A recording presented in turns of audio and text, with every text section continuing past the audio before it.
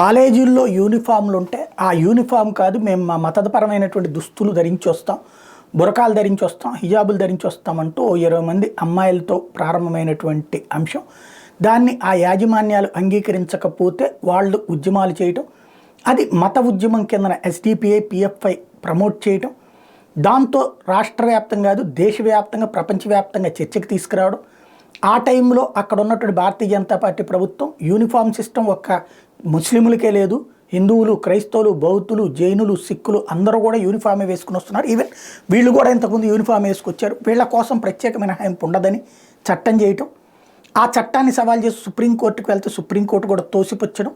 వీటన్నిటి తర్వాతన ప్రజా కోర్టులో ముస్లింలు వేధిస్తున్నారంటూ కాంగ్రెస్ పార్టీ ప్రచారంలోకి తీసుకువెళ్ళటం, ఈవెన్ అంతర్జాతీయంగా కూడా ఇష్యూస్ క్రియేట్ చేయటం.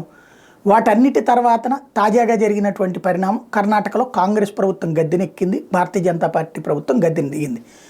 ఆ ముస్లిం ఎప్పీజ్మెంట్ అయితే పనిచేసింది, హిందూ అబ్యూజ్మెంట్ కూడా సక్సెస్ అయింది. అంటే హిందువులని తిడితే ఓట్లేస్తారు, ముస్లింలని పొగిడితే ఓట్లేస్తారు, ముస్లింని సంతృప్తి పరిస్తే ఓట్లేస్తారు, హిందువుల్ని అసంతృప్తికి గురి చేస్తే ఓట్లేస్తారు అన్నటువంటి ఫార్ములా సక్సెస్ అయింది అక్కడ.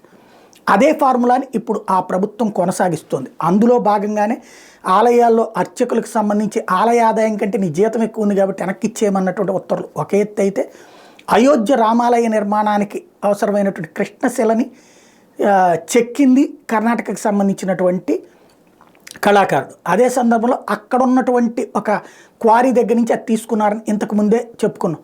ఇప్పుడు ఆ క్వారీ ఎవరైతే ఆ కృష్ణశిలని ఇచ్చారో ఆ క్వారీ యజమాని మీదన అక్రమ క్వారింగ్ అంటూ పెనాల్టీ వేయడం అన్నటువంటిది వీళ్ళకే చెల్లింది. తాజాగా చూస్తే contractor who found the stone for sculpting Ram Lalla idol by Arun Yogiraj was fined 80,000 rupees for alleged illegal quarrying at private property. Private ప్రదేశంలో అక్రమ క్వారింగ్ చేశారంటూ ఆ కాంట్రాక్టర్కి 80,000 రూపాయల పెనాల్టీ వేసింది కర్ణాటక ప్రభుత్వం. అంటే అయోధ్య రాముడి శిలని చెక్కినందుకు ఒక పనిష్మెంట్ ఇచ్చింది.